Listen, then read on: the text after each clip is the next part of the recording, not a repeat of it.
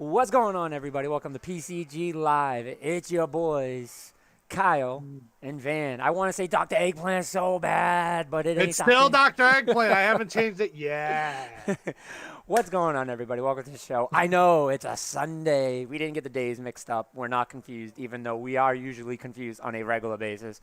Today, we're not confused.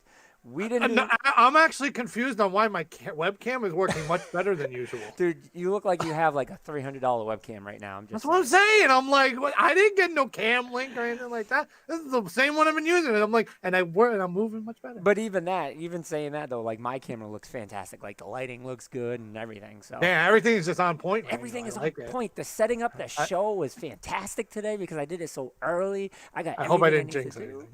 I know, right? And the show goes down. And we're done. And the show's done. Good night, guys. Welcome to the show, everybody. In case you didn't know, this is your first time visiting the show. This is PCG Live, where we talk about everything you love about video games, but more importantly, things that we love about video games, because that's the way we do.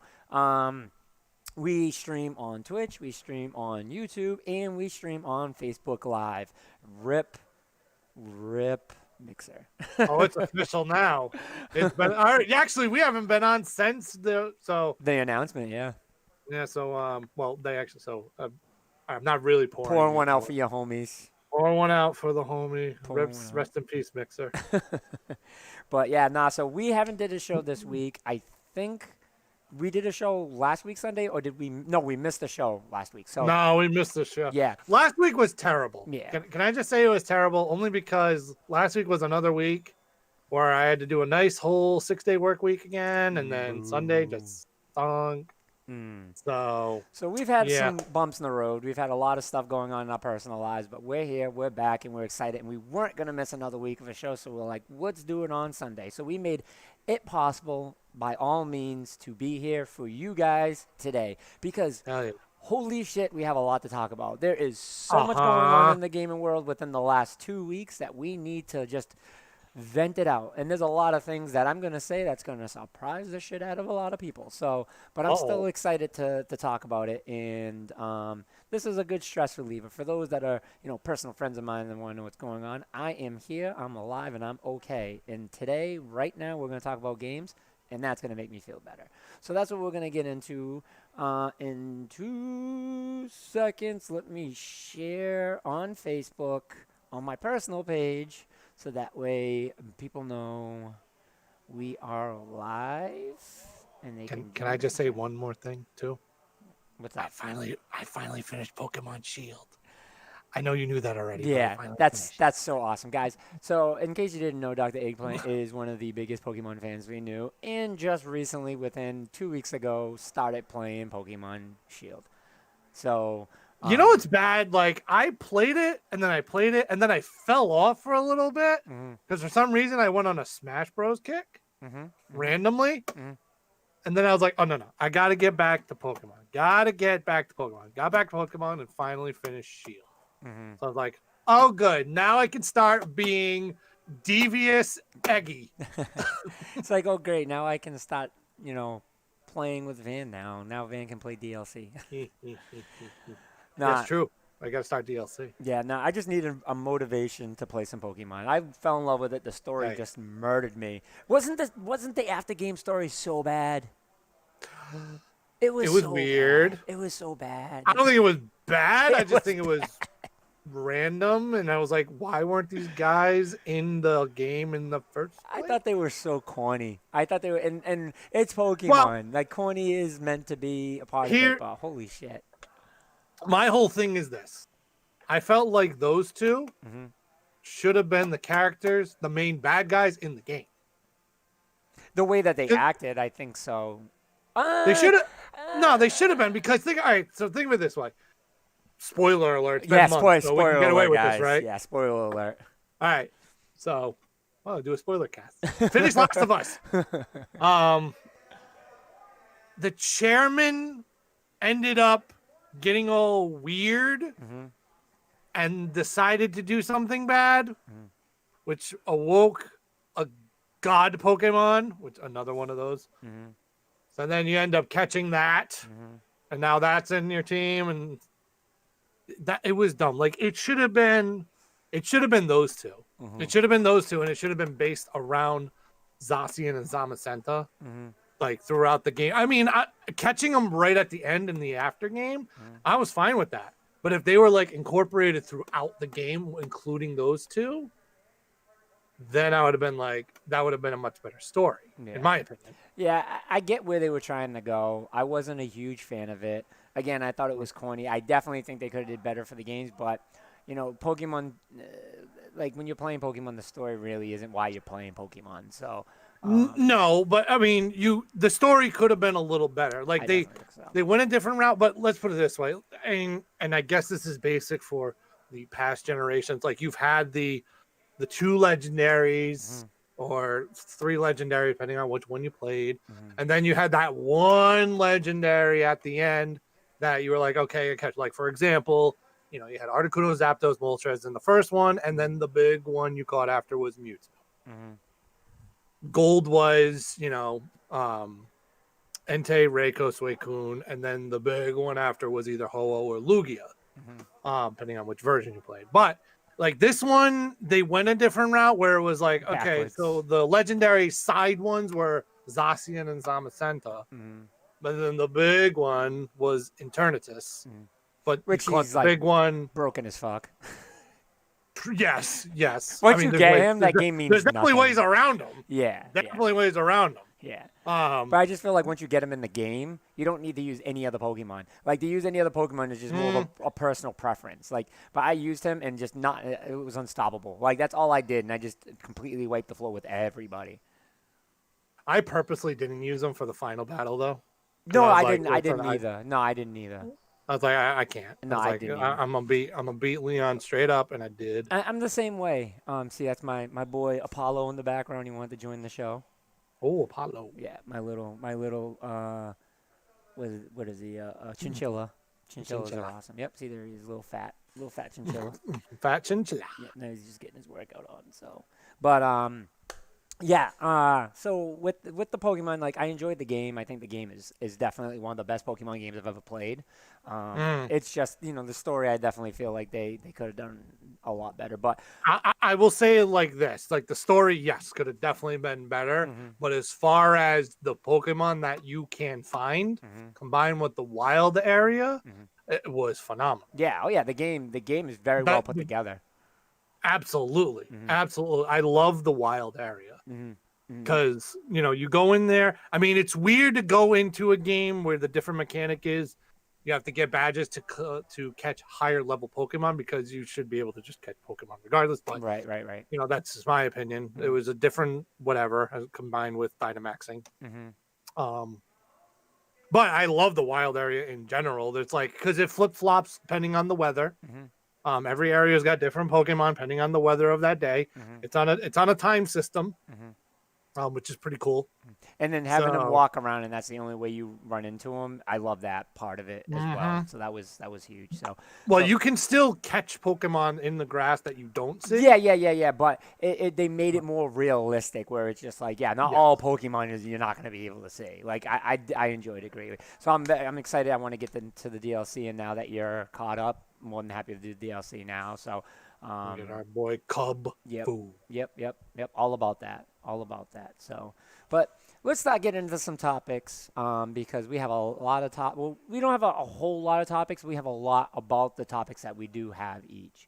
So this first topic is going to be very, very small, very, very quick because later on we're going to get more into the bigger aspects of them. But Xbox released some interesting information that it's unlikely you'll see Game Pass on Switch or PlayStation, which last year we had a completely different tone about it. So yeah, my lights just shut off. Hold on a second. I was like, whoa. No, I should be okay. I can see all right with it. Yeah, but yeah, so last year was E3. You had a different vibe from what Xbox was trying to say with the doing Xbox Game Pass. They really made it like Game Pass was going to be on several other consoles. And that's when we were just like, no, that's such a bad idea. We don't like to see that. So I am kind of glad that they're going that route where it's more on. It's going to be more just for Xbox or PC. It's Xbox or PC, and I think that's definitely a really good way to look at it. So I am glad that they're doing that. So that's definitely a plus. Yeah, I know it was heavily rumored last year, Mm-hmm. but we all said it. Um, if this happened, Microsoft would be in big trouble Mm-hmm. as far as if they're trying to differentiate themselves from Sony and Nintendo. Mm-hmm. Mm-hmm. Also with the Series X coming out and those games, how is that running on a Switch? Right. Honestly, Right. it's not. I mean, we heard like maybe like a limited library, like you can have like Cuphead and maybe like Battletoads or Banjo Kazooie and Banjo Tooie and stuff like that, but that wouldn't make any sense for Nintendo to even incorporate that. I guess. I mean, if they let's put it this way, for Nintendo, realistically, if they were able to have Banjo Kazooie and Banjo Tooie on the Switch, that's good enough. Mm-hmm. That's just my opinion. I think it would be good enough for them to utilize it. I mean, they've gotten games like Super Lucky's Tale, they've gotten Cuphead on the Switch, which, by the way, we'll be talking about Cuphead in a little while. Yep. But I honestly think like there's no huge obvious benefit for like Nintendo or Sony to even do it. I mean, it would just again hurt Microsoft more than help them. Yep. I agree. Long run. So, Yep. so I mean, not to say like this was obviously not going to happen, but glad it's not happening, so we can actually have some differentiating between the three Yep. systems. Yep. So. I agree. Like I like doing when you have some exclusivity in a console. Like I'm not saying that Of all things course. have to be. Like you want Call of Duty obviously on all consoles. Like Call of Duty has been traditionally always on all consoles. But like if something like Halo and stuff like that you're sharing across consoles, it takes the value of it away, I feel. And you can still make new IPs where it's console exclusive like, Horizon. That's a newish IP. Like that's a new IP. I'm glad they made that PlayStation only. Like you still need Yeah. those, but like I'm talking about like solo games, can't single campaign games where it's just like you're not playing with friends. Like that to me are games that are deserving to be on console exclusives. But when you start talking about like multiplayer games and stuff, yeah, that's fine. I get it. You want that on all consoles. That's fine. But I think we can't get rid of first parties because then that's when, like I said, you start to lose the exclusivity of a console and the purpose of buying a specific console. And I think that's why it's so important in the nature of having, exclusives. Of course. Hmm. Exclusives make your system. Oh, And 100%. Yeah. that's what I think Microsoft kind of forgets is Hmm. that exclusives make your system. 100%. And we'll get more into the game and the conference that they had a couple weeks back Hmm. later in the show, but like you really have to emphasize those Yep. and you really have to sell them Hmm. on them to get people to buy your system. Yeah. Like the fact that they already came out and said Hmm. they're not going to have Series X exclusives for the first 2 years is already you're already playing from behind. You've been behind. Yep. Now you're playing more behind by saying that. I agree. And let's put it this way: if they didn't discontinue the Xbox One X, then I'd be like, okay, I understand. But you discontinue the Xbox One X. So, Hmm. but if I own one, I still don't have to buy a Series X. Hmm. There's no point. Just make it exclusive. Give me a good reason to have to go out and get the Series X rather than playing on my Xbox One X. Yep. Because all these games, including Halo, I can play on my Xbox One X when it comes out. So. Hmm. So very quickly, I'm going to read through this little IGN article. Xbox boss Phil Spencer has played down the potential of Xbox Game Pass being available on Nintendo and Sony system, despite the company having previously stated that it was a long-term goal to bring the service to all platforms. And I remember we had an entire topic speaking on that and saying how we didn't, Andre poured out his heart and on that episode about how that's a huge deal. Talking Yeah. to the GameStar, Spencer said the thing about our gaming console platform is we're not able to bring a full Xbox experience on those platforms. What up, Maddie Madness? By the way, please put your plug in there. I believe you are an admin on this group. Please share your stream, my friends, now, so that way people can hit you up. All right, to continue on the article, Phil says, in places where we have brought a full Xbox experience like that we're doing now on mobile phones with xCloud coming to Xbox Game Pass Unlimited and what we've done with PC, we know when somebody's playing one of our Xbox games, there is an exception that they've got their Xbox Live community. They have their achievements. Game Pass is an option. The first-party library is completely there, Spencer said. The other competitive platforms really aren't interested in having a full Xbox experience on their hardware. He added. But for us, we want to be where game is. Oh, yeah, so he's not. Are you on our Twitch page by chance? Are you signed in as our Twitch? Yep. Can you give Maddie Madness admin rights or make him a mod so that way he can share? Please and thank you. So yeah, but of course, like what I don't get is what Phil Spencer is saying here is like, yeah, of course nobody else wants them to have a full Xbox experience. But needless here to say, the last quote is interesting as it suggests that Microsoft may already have had discussions with other platforms holding to assets interest in providing the full Xbox experience on their hardware. Yeah, that statement clearly shows that they definitely talked to them and knowing that happened. So, Ooh. very interested, and definitely glad to hear that, they're saying no, they're not going to expand it. So, Van, apparently I don't have the ability to mod you people. don't either? Jesus. I don't, and I'm a mod. That's kind of weird. Let me see if I can do it for you. I literally just tried doing it, and it's like, you don't have that permission. I'm like, oh, escuche? Excuse me. Perdón? All right, I'm working on it, Matt. Do you want to cover the next topic, my friend? So that's it for the Xbox stuff. Very interesting stuff. Like we both said very quickly that it is what it is. We rather them not have the ability to spread that across, but at the same time, we get it. Matt, are you on Twitch right now? Because it doesn't show you as a user. Should be. I don't see him in here. It only has lurks and moobots. Well, I mean, I don't know. I just did it. Anyway, next topic. Quickly, there is an update for this month in, of course, Animal Crossing. Let's put it this way. There's going to be an update for Animal Crossing pretty much every month. This game is going to be like endless. Mm-hmm. So, which is the joy of that game. Of course. That's why I do enjoy it now. I do enjoy it. And I feel like I've missed out over the years now, only because I just couldn't get over the whole, voices of the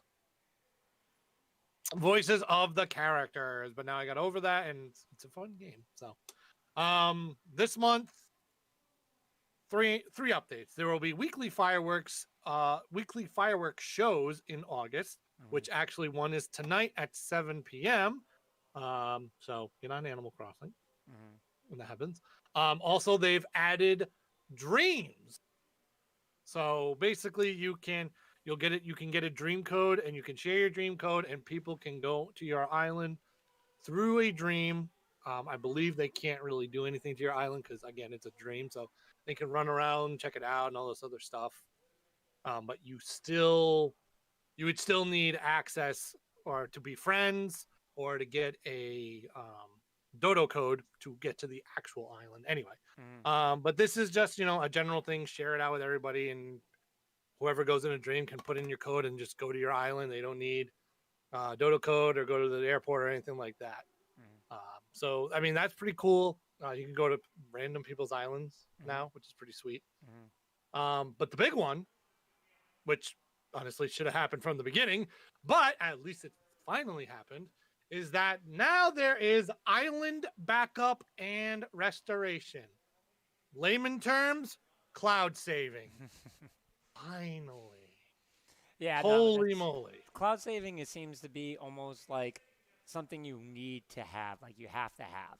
And it's so weird. Of course. Matt, you can try to say that if you didn't see my comment. You can try to say post now. I took off blocking links, so now people can share links. So now we can tell everyone to share. There it is. There it is. Which that started on July 30th, so that's already going on. But like, for the love of God, Nintendo, like, why wasn't this a thing from the beginning?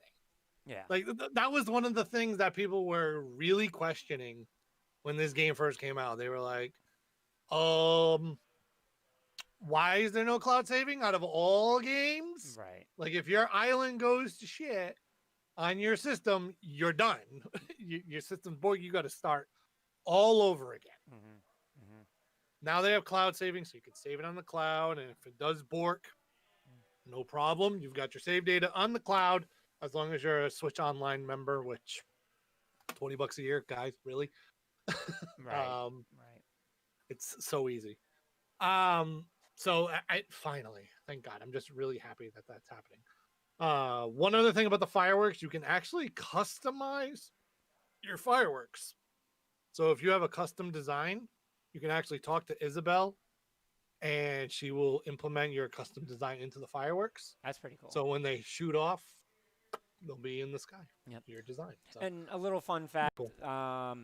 real quick, twitch.tv/Maddie Madness, which is MATTYMADNES. My boy Maddie Madness is he hit me up and he told me and gave me a link that T-Pain made a Animal Crossing song. And I wish I should have had it queued up. Fantastic. Fantastic. That is pretty funny. Yeah. So I'm sure his island's ridiculous. Oh yeah, he's always on it. Like that's his big thing now. So he does that with his wife. So pretty cool stuff. So big updates, a lot of information on that. Fantastic.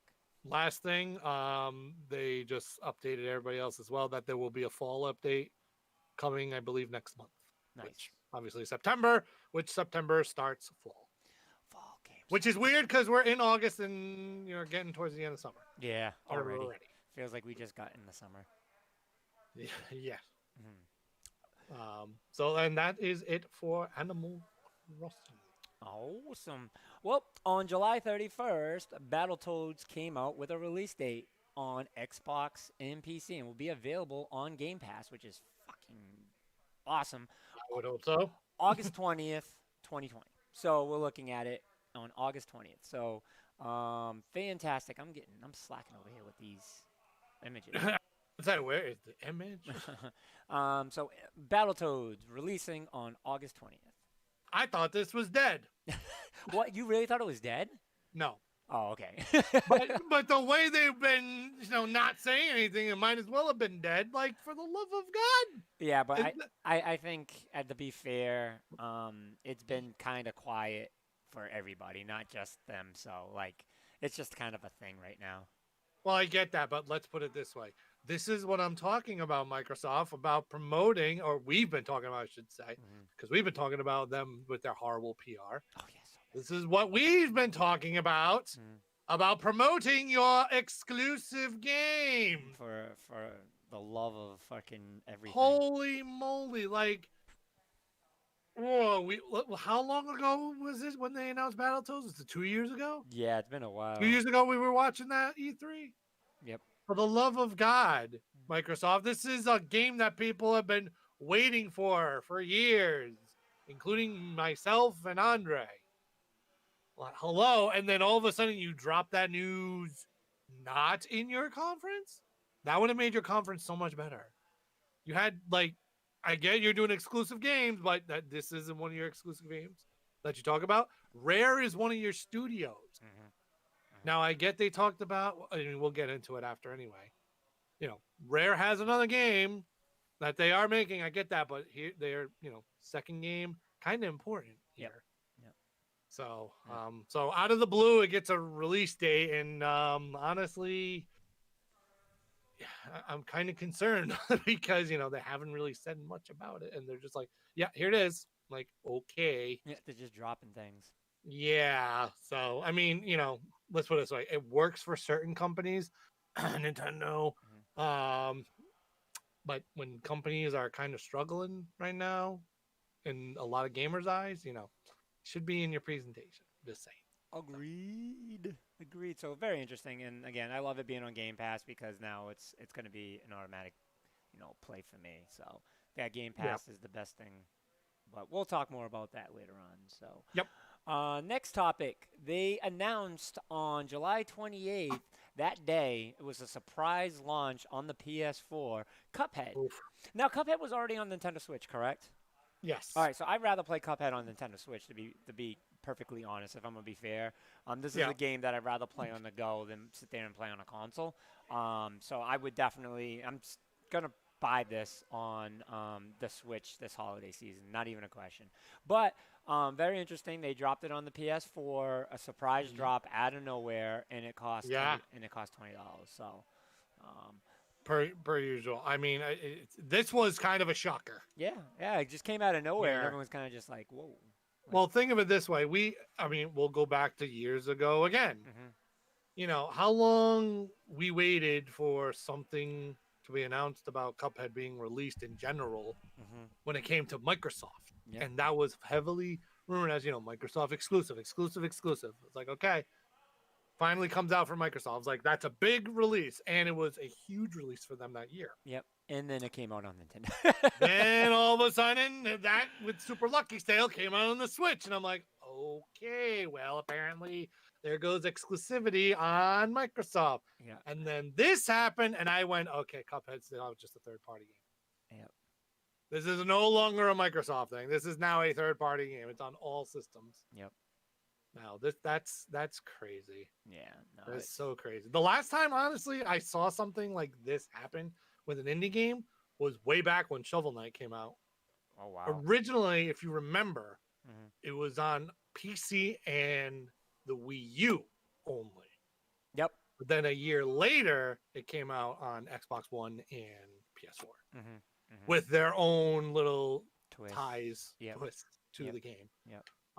That was the last time I saw something like that, but this is just crazy. Like, this was heavily promoted as a Microsoft exclusive, and then all of a sudden now it's a third-party game.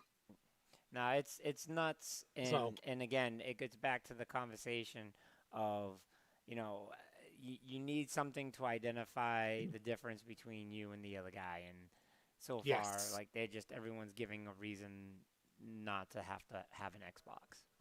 Yep. And it sucks.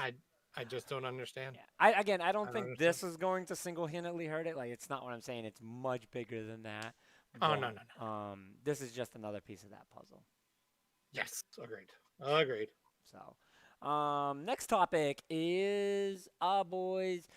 We never got into this topic. Well, I mean, it's not going to take us very long to talk about it. Did we never talk about this, though? We never talked about this? No. Damn. I feel like this was so long ago this happened, and I expressed so much about it. Yeah, well, we did, but not specifically on the show. Yeah, we didn't talk about it on the show. Yeah. I mean, we talked about, let's put it this way. You're kind of mixing this with Treehouse. Because we talked about Treehouse. Yeah, no, I remember Mario. Yeah, no, I remember my anger with Treehouse. And Bakugan. Yeah. Such a waste of time. Such a waste of time and resources, like, needlessly. So, yeah. So let's get into it. I'll let you slam into this one. All right. So this won't really take long. So for weeks and weeks and weeks, people were saying, there's gonna be a Nintendo Direct in July, and everybody kept saying it, and then Treehouse happened, but then the rumors kept going, like, there's gonna be another Direct, and I was like, all right, until I see something from Nintendo, per usual. And then that next day, actually, we did a show before, the day before we did. This was the one that we did a Sunday, and then Monday, that night, as soon as we went home, Direct tomorrow. Direct tomorrow. I'm like, oh. They only did it because they waited for the show. I was so mad. I was so mad that they, just I wanted them to troll again, and they didn't troll. That's hilarious. But anywho, so 3 different packs are going to be coming out for Cadence of Hyrule, which, is a very well acclaimed game for a lot of people. Obviously, Crypt of the Necrodancer did very well. This game came out and did extremely well. Mm-hmm. Now they're coming out with DLC packs, which is pretty sweet. Yep. Pack 1 is a character pack, Mm-hmm. according to the article. In the first pack, 5 additional characters join the game's ensemble, including Impa, who excels in range attacks with the Naginata weapon, and Arya. Perfect for players who like a challenge. It's game over if you take one hit or miss a beat with her, which is interesting. Mm-hmm. One character that they did not point out for some reason in this article was Skull Kid. That's Skull huge. Kid will be in the game. Oh no, they did point him out, but that's in a different pack. Pack 2 is a melody pack, which after purchasing this pack, 39 new songs will be added to the game, including remix versions of the game's background music, which is interesting. So pretty cool stuff. Players can change the background music at any time, so they can listen to their favorite songs while journeying through Hyrule. And then Pack 3 is additional story content, which this is the Skull Kid one, Symphony of the Mask. Players of Mysterious Skull Kid and venture through a map in the third DLC pack, complete with new songs and a new story. Skull Kid also possesses the power to change abilities based on the masks he dons. Mm-hmm. So, which is pretty interesting. Mm-hmm. So, but Skull Kid, obviously, everybody knows him from Majora's Mask, so this makes perfect sense for him to utilize masks and different power-ups and everything. Mm-hmm. So that was it for Cadence of Hyrule. The next game that they're showing right now on here is Rogue Company. Yep. Now I'm confused. Is Glitch a character from Rogue Company, or is Glitch is a character from Rogue Okay, Company. all right. So he, they talked a little more about that during Summer Game Fest, with Jeff Keighley. But it's available for all systems. Yeah. It looks really good, to be honest. It looks really, really good. It looks pretty good. I've seen some few people play it. They say it's it's pretty fun and stuff. But that's actually a pretty big thing for the Switch because there's not a lot of FPSs for the Switch. Off the top of my head, I can think of Doom and Overwatch. Yeah, and that's it. I'm sure I know there's more, but the notable ones are Doom and Overwatch. They have Warface, which is a free to play. Yeah, they do have Warframe. Not Warframe, Warface. Oh, that's right, Warface. Yeah, the one that's like Call of Duty. Yes, which a lot of people didn't. I thought a lot of people were going to download it, but then I heard it was like an older game, so a lot of people didn't download it. It is an old game, but I'm surprised that they're dead as much as they are. Like, not dead. I don't want to say they're dead. They're popular overseas, but real quick before it goes away, Battlegrounds. NBA Jam version of WWE. Yeah, 2K Battlegrounds coming out. Not much really to talk about. Pre-order, you get Edge, which is awesome. Yeah.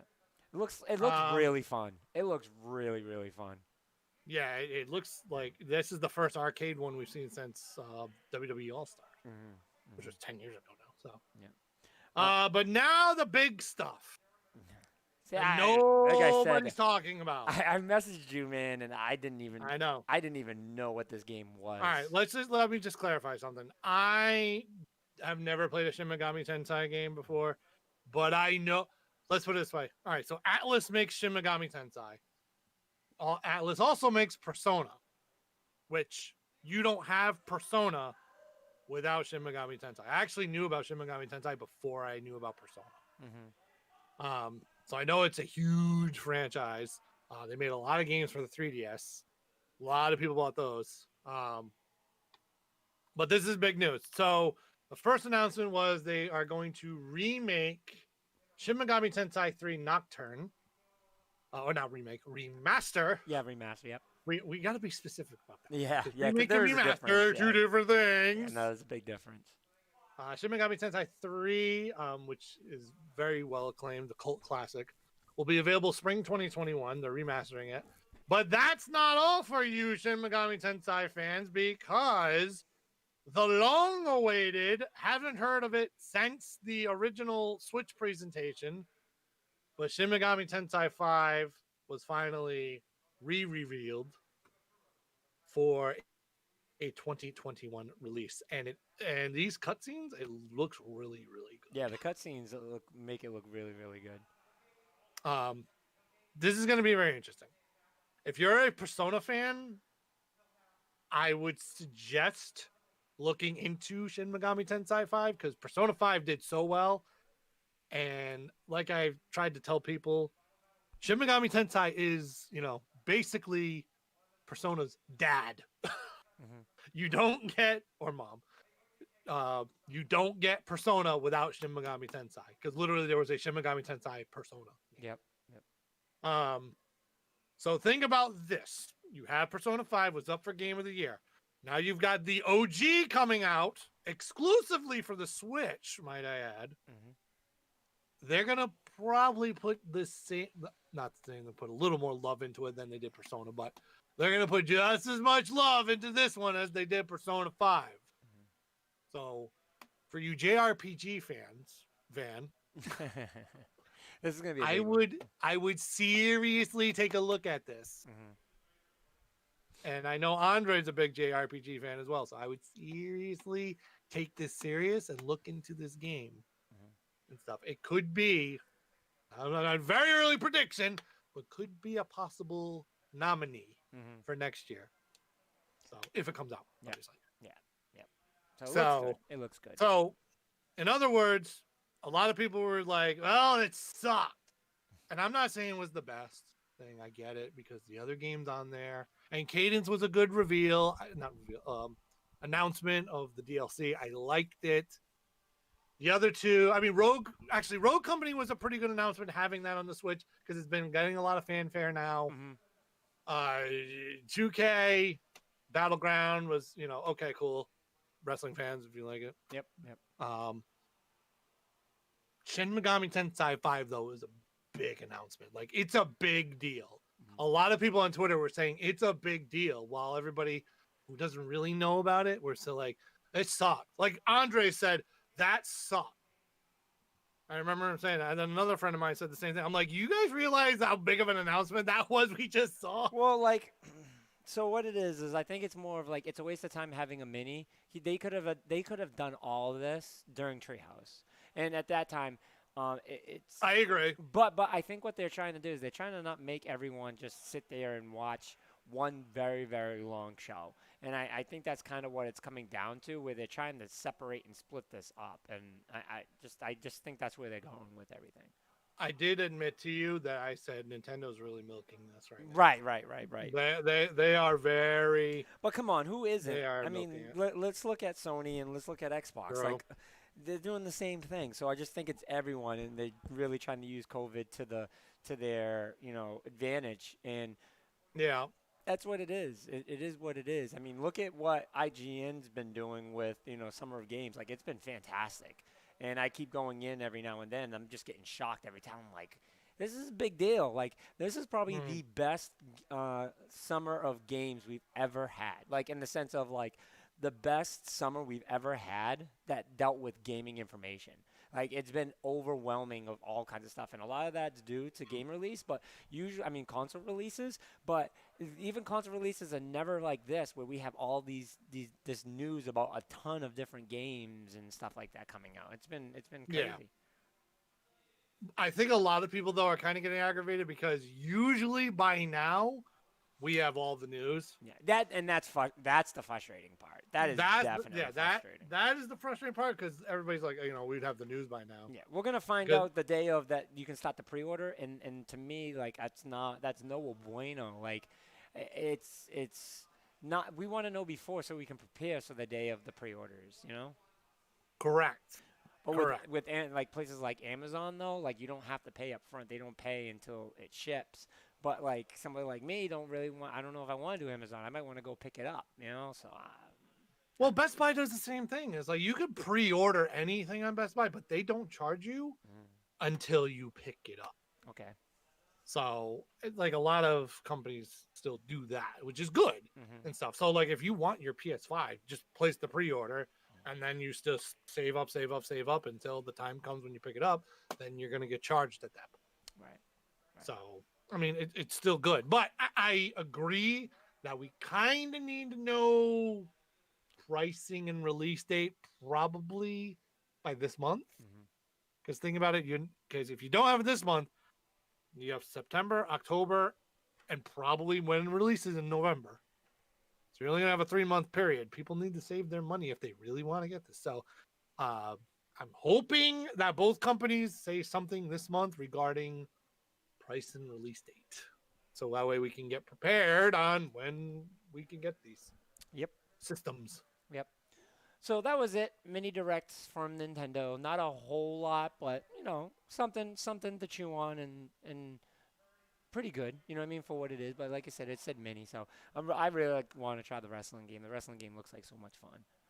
It's going to be interesting. Yeah. That one does look interesting. Yeah, it definitely looks like a lot of fun. So, but on to the big one. All right, so this one I'm really excited about talking because there's a lot of thoughts that I feel about this that is so opposed to what everyone else said. So I don't think Xbox hit the nail on the head with this by any means. I'm not saying like, oh my God, this is going to be the best thing. Rip PlayStation, you know what I mean? I'm not saying that at all, not even remotely close. And Kind of Funny Games described it perfect. And this is the best way to say this is Xbox with this has definitively defined who they are. And I see it now. And in that way, they are about their service. That's what they're about. Yeah. And that's where you're getting where it's not about the exclusives. They made that very, very clear. They are not about their exclusives. They're about their service. And that's what made the Xbox One or the Xbox 360 so huge was their service. And Xbox One kind of pushed away from that. And then at the end of their lifespan, when they came up with Game Pass and Cloud, they kind of put a new breath air in there. And the thing about it, though, is there's a lot of Xbox fans they've already lost in this meantime. But let me tell you, as a gamer, as an old school gamer, right, and I know Kyle will agree with me on this, if I was a child, if I was a kid, if I was a teenager, to have where we are in gaming right now is the best time to be a gamer. And let me tell you, I would no longer buy brand new games. If I was 15-year-old Van, I would tell my parents to don't buy PlayStation first, buy Xbox first, and let me get Game Pass because I would have an infinite amount of library games, of top games, brand new games at my fingertips, and that is incredible. And at my age, at that age, yes, I was corny. That's how I thought with simplicity. But think about it though. If you think about it, I over-enhance my thinking when it comes to situations like this because I'm thinking, where can I get the most amount of games? Where can I get the most amount of content? And with Game Pass, you're going to get the most amount of content for one price. That's incredible. And at this conference, I feel Xbox hit that nail right on the head. People may not like it now, but I promise you they're going to like it later. I agree on the fact of, if I was a kid right now and I could get Game Pass for a monthly fee and that saves, whoever a whole bunch of money for me, I agree with that. I don't agree about the whole, we're focusing on a service, not exclusive. I think you need to see, but I think the exclusives will come. I think the service is the hardest part to build. And once they build that service, then the exclusives can come after. I understand that, Van, but here's my problem. This is the problem I've been having with Microsoft in general. Their exclusives have not been performing well at all. Example, Gears 5. Like I've said numerous times, I played through the campaign. The story was good, but the gameplay was subpar at best. Plus, there was a lot of areas where there was glitching going on. They're not polishing these games. Right. Like, it's cool that you can do Game Pass and get the top games and all this other stuff. But if all the games are trash, I get it. But if the games don't play well, I get it. Then it's not going to make a difference. It's going to suck. But I feel like now the service is there. The service is something that they've been working on for a while. So the service isn't new. Now we're getting the content on the service, I feel. Now the content is starting to flow. And they're not showing brand new content besides this Halo, which I just want to make a comment about this Halo. This Halo looks absolutely amazing. I don't know what people's problems are with it, and I know I've seen the screenshots. Those are fucking screenshots. I can make any screenshot look bad. This game looked like Halo. When I watched this was 1990 van getting excited for Halo. I felt like I was playing the original Halo. Like this is I got so excited actually when I seen this. The color, the detail, the brightness, the contrast, everything about this game, the flow, the characters, everything about this game made me feel like I was watching the original Halo, but Yeah. advanced. I mean, look at how this looks beautiful. Beautiful it looks. There are some beautiful aspects to it. There are some aspects I will say though look a little questionable. Um, and the recent report that I've heard as far as 343 Studios goes, I shared it on our messenger, makes me seriously question the development of this. I know because there's a lot of issues going on at 343 apparently, right? So I gotta read into it. Which is unfortunate. So hopefully that gets turned around. But and I'm trying not to crap on Microsoft, but they've done it to themselves the last few months. Like this goes back to the whole documentary that I've talked about numerous times with Microsoft being involved with Epic, with Gears of War, and Microsoft putting their hands into it, saying we don't want this. And if they had gotten rid of these certain things, then Gears of War wouldn't be Gears of War where it's at today. I feel like Microsoft's kind of doing the same thing, kind of being a little pushy with 343 on one certain things they want. And I get that Halo is Microsoft's property and that 343 is a secondary studio to Microsoft. But if there's disarray in the house, Yeah, that's a problem. it's a problem. And that can definitely affect the game. Like the gameplay is fine. I'm not dissing the gameplay. If the gameplay works beautifully, I'm cool with it. I've said it before. Graphics don't make the game. The gameplay makes the game. Right. I just need I need to But feel like when I'm playing this, I'm playing a Halo game. I don't want to feel like I'm playing Halo 5. Like I just don't want to see that again. As I was playing, I didn't feel like I was playing a Halo game. Like I didn't enjoy it, and that's why I got off it. And I may not be the Xbox guy, but I'm a console guy. I've played them all, and Halo was my game for Xbox. I played a lot of Halo. I played every single Halo all the way through, and I played a ton of online. In this last Halo, I was not feeling it. I wanted nothing to do with it. I just wasn't excited. This it's making me excited. This is making me extremely excited. Seeing Master Chief go at it the Master Chief way on the Halo that we all love, and I get it. I just think I've come to find out with this trailer, I feel that Halo is not meant to be that extreme next level Horizon like kind of feel. And that's very clear when I watch this trailer and I'm like, I'm in love with this trailer. I'm in love with this trailer, and I feel the graphics and everything fit this game perfect. Just like, think about it, right? Why have we not had the Unreal version of Mario yet? Remember Mario? They showed the Unreal. They said Mario and Unreal Engine. Why haven't we got that Mario yet? You know why? Because Mario is not designed to be that way. Did it look good? It looked fantastic. It looked beautiful. Can you make it that way? Of course you can. It's not Mario, and it will take away from that feel of what Mario is. Mario Odyssey is the best Mario I ever seen. I love that Mario. I instantly was just like, this is amazing. I wanted a Switch specifically for Mario. And good in every other game, of course, but Mario made me like, that's it. I need to have this Mario game. So, like, I feel Halo is now distinguish itself on where it's at in that field, because we got the real life Halo with the last Halo, and I didn't feel it. I didn't enjoy it. I didn't like it. It's just, to me, it wasn't fun. the last Halo, honestly, obviously, it felt like a Call of Duty. It definitely felt like a Call of Duty, and then the story just completely lacked. It made zero sense. Like, I didn't understand what was going on. Like, let's put it this way, spoiler alert, Halo 4, Cortana gets deleted. And she's gone. Now, all of a sudden, she's back in this one and suffering from rampancy out of nowhere. And then all of a sudden, she's trying to convince all the other deleted AIs to, overthrow the Marines and stuff. It didn't make any sense to me at all. I was like, where is this going? Like, why is Cortana even back? It just made no sense. Mm-hmm. So like Halo 5 was just a mess. Yeah. As far as story wise goes. Mm-hmm.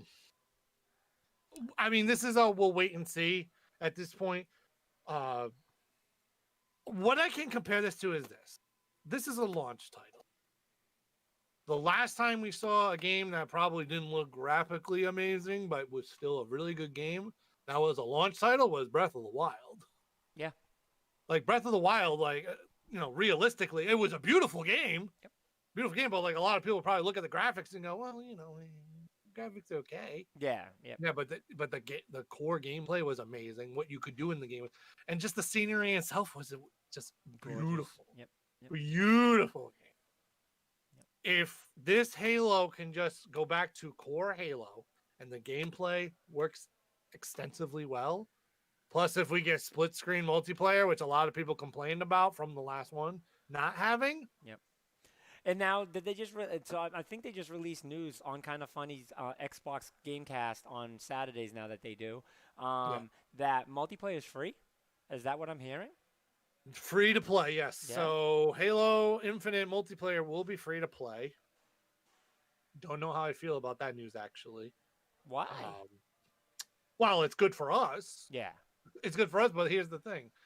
Now it's kind of saying, okay, are you going to invest $60 solely for the story? That's kind of lackluster from the last. I see what you're saying. So, That's is it why going I'm like, to affect their sales?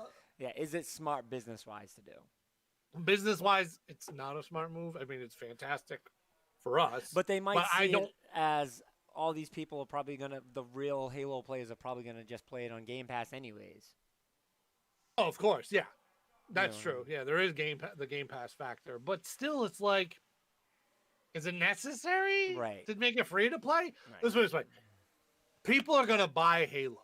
Mm-hmm. You're gonna get the people either getting Game Pass for Halo or buying Halo to play it, and you're gonna get the full experience regardless. Mm-hmm. Now, if the free to play is kind of limited to what you can do, then makes sense. Then okay, then you got to go purchase it if you want the full experience. Mm-hmm. But if this is, you get full-fledged multiplayer and people are only invested in Halo for the multiplayer, which I'm sure most people are just invested for the multiplayer of Halo, kind of you gave your game away. Yep. For launch. For what? So, yep. I think what this game honestly is going to do is really test out the inner workings of the Series X. Mm-hmm. Not graphically, but like how fast things load, how quickly the game's going to move, frame rates, and all this stuff. I think that's what they're trying to prove with Halo Infinite. Yep. Down the line, you'll see graphically better games, but I think that's what they're going to try to prove with this one. I agree. I agree. But there was more than just Halo in this presentation. Yep. There was. This was a surprise. I personally don't care, but it was a surprise nevertheless, and a lot of big fans of this franchise was very happy about this announcement. But State of Decay 3, not much you've seen about it. I kind of felt like it's the hype of, oh my god, like I'm just over trailers like this unless it's like, I don't know. I guess at this state where we're at, I just want to see more than stupid little trailers like this. And that's kind of where I'm at. And I think that's more of my frustration because, yet again, we don't know the price of the Xbox. And yet again, we don't know the release date. So, if I have that stuff, maybe my frustration wouldn't be so much there. And that's kind of why the grade that I'm going to give you at the end, I feel like I gave it, is because, these teasers are cool. In the sense, but the other information, if I would have got the other big information as far as the release date and the price on this, then I probably wouldn't be so upset with this. But at this point, it's just like, why show me this? Like, you didn't show me any game footage of it. Like, we don't know how it's going to look. Like, cool, State of Decay 3, like, great. But I guess that comes from me not being really excited about State of Decay. I'm not a huge fan of State of Decay, but I know how big the franchise is, so I know there's a lot of people in there, so. Well, I mean, I will say this. The last State of Decay didn't look that great, and it got an okay, reception from everybody. So, them announcing State of Decay 3 is like, okay, That's cool. Mm-hmm. It's on Game Pass, right? Yeah. Okay. Cool. So I mean, I guess I'll play it. Mm-hmm. That game is the type of game. Let's put it this way: that's a Sea of Thieves game. Mm-hmm. You need a bunch of people to play that game. Otherwise, if you're gonna play that game solo, good luck. Mm-hmm. Mm-hmm. Good luck to you. Yeah, it's not gonna happen. But it's, I mean, it's an okay announcement. I mean, they showed a teaser trailer, which is Microsoft's MO at this point. So, Yeah. I mean, I don't know. I don't know what to tell with Phil Spencer and stuff like that. Oh, also, side note. But I will play State of Decay because it is on Game Pass. So I just wanted to say that. That's the only reason why I would play it Yeah. if I had Game Pass. Yep. Which, by the way, side note, it's no longer Xbox Game Pass anymore. It's now just Game Pass. The Game Pass Ultimate is the one you want to, by the way. Yes, you want Game Pass Ultimate, so you can get Game Pass for Xbox, Game Pass for PC, and the xCloud. Mm-hmm.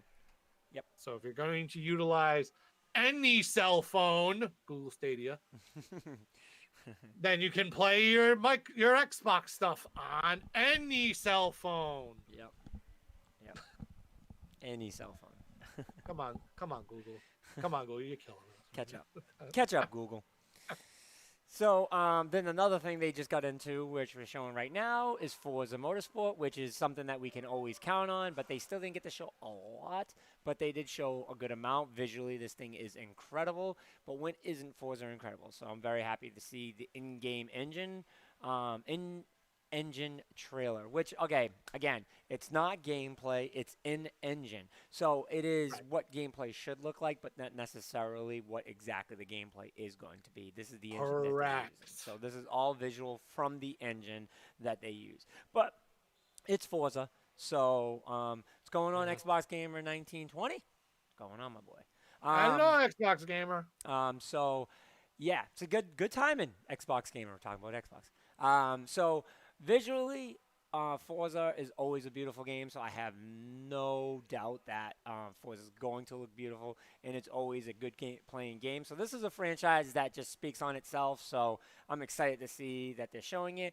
But the question is, are they going to be ready for launch? And that's something that a lot of people talked about, where they didn't show anything about the game specifically that makes it scary. And this is going to be the first time in Xbox releases that they're not going to have the game on release. So, correct. So, very interesting to think about. So keep that in mind.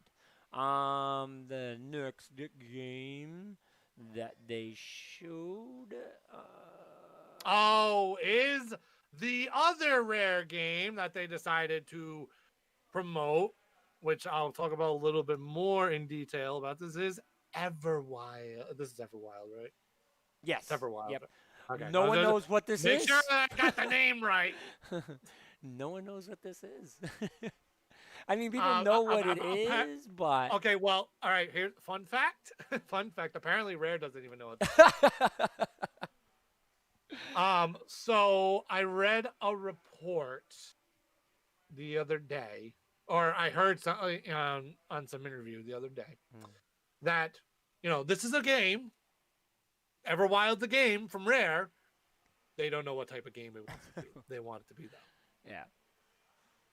When I heard that, I wanted to blow up. Because I'm sitting there going, okay, wait a second. Rare. We've known Rare since the 90s with Nintendo.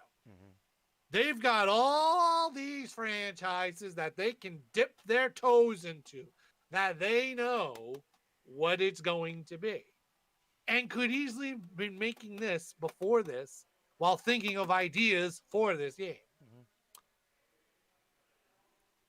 Yet you don't promote the game that you know what it's going to be, Battletoads, in this, but you promote a game that's got a massive cinematic trailer right now, as we're seeing, and you don't even know what type of game this is going to be. You don't know if this is going to be a first-person view, a third-person view, a JRPG type game, an action-adventure game. You have no idea what this is supposed to be? Rare, Microsoft, what are we doing here? Like literally, what was the other rumored game we heard? One was Fable. What was the other one that we heard, Van? I just want to test your brain a little bit. Rumored. Rumored. Hold Now, on. it involves Rare. Uh-huh. So think of franchises from Rare. Oh, what, Banjo-Kazooie? No, I was gonna say not Banjo-Kazooie. Think of a gun game. Oh, Perfect Dark? Perfect Dark Yeah. was heavily rumored for this presentation. Like super rumored. Super rumored again. Didn't happen again. Well, we did get announcement of Everwild. Well, not announcement. This has been talked about before, which is still annoying me. This has been talked about in the past, and they still don't know what type of game they want it to be. Microsoft, what are you doing? Rare, what are you doing?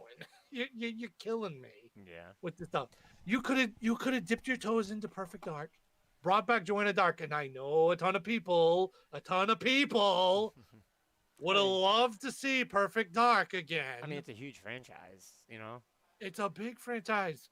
Yeah. And Rare needs something to get themselves back in the game. Like, a lot of people talk about new Banjo-Kazooie and stuff. Xbox says the new Battletoads is a mess simply because the graphics being too cartoon. Well, that's Battletoads. I mean, like we've talked about before. Like, the graphics of Battletoads, I get, like, a lot of people don't like those graphics, but it fits Battletoads. Yeah. I get it.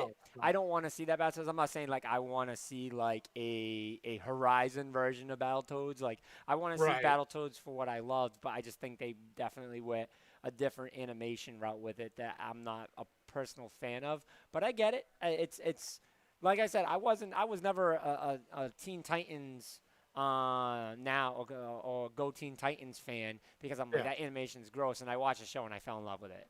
And now I think it's like one of the greatest things. So who's to say that me playing this Battletoads, I'm not going to fall in love with it?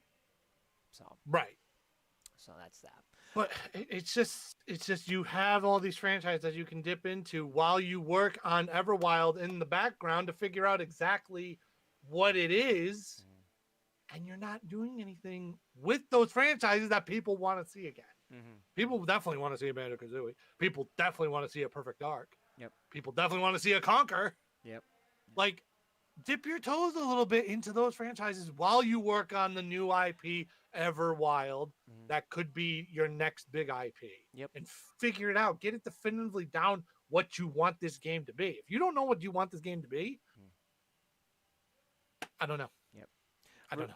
Real quick, the game that they just showed now was Tell Me Why by Don't Noid Entertainment. Showed off their Tell Me Why during the presentation, and the sibling story will focus on the relationship between a girl and her brother. The two are getting visions whenever they get emotional, and appears to have thrown a wrench in their understanding of the past and their upbringing. So, very interesting. This, the Wisps, what's the full name of it? Ori and the Wisps. Ori and the Will of the Wisps. Yep. They're enhancing the graphics specifically for the Xbox Series X. How? And their something that they specifically talked about the most is, and what they're showing right now is the frame rate is a lot faster. It's supposed to be able to react a lot faster to the game. So that's supposed to be the specifics of it, where you're supposed to be able to react a whole lot faster. Don't think that's going to make anyone play the game. So, again, PR. I think for them to focus on that part of the game is not why people play, Ori at all. People play Ori because of how visually stunning it looks. So it's already visually stunning. Yeah, so to focus on, well, it's the faster frame rate. Like, that was just no one cares about that. So listen, that's just a whole, hey, this is what's going to happen on the Series X. Yep. Situation. Yep. That's literally all they're saying. It's like, this is gonna what they're doing with Series X stuff. Yep. Exactly. I get it. Cool. But people who have played Ori love Ori, and they're fine with it. Yep. As it is right now, the game's graphically amazing regardless. So. They also showed DLC for Outer Worlds, a game I'm still want to get into. Now that it is on the Switch, I did say when it came out on the Switch, I would stop playing it. I have yet to stop playing it. There's a lot of games I got to catch up on. So I feel you. Yep. So At least I'm catching up on certain games. yeah, That's very the true. games that matter. The games that matter. So I'm gonna go through this list backwards because I think that's weird that they put, you know, They made this list really, Yeah, really, yeah, really so I'm weird. gonna start- I'm honestly like watching the presentation Yep. on the side anyway, so Yeah. I can just kind of like play around with it. Oh, The cool. Yeah, next game yeah. they Go showed was ahead. Grounded. Grounded. That game is something that caught my attention during when they first talked about it. So it does look good. Grounded's been talked about a lot on this show, especially from Andre. Andre was super hyped on this game. They did show it off at PAX East. It definitely seems like one of those games that they're going to incorporate a lot of whatever's going on in the world into that game at that time as like DLC. Yep.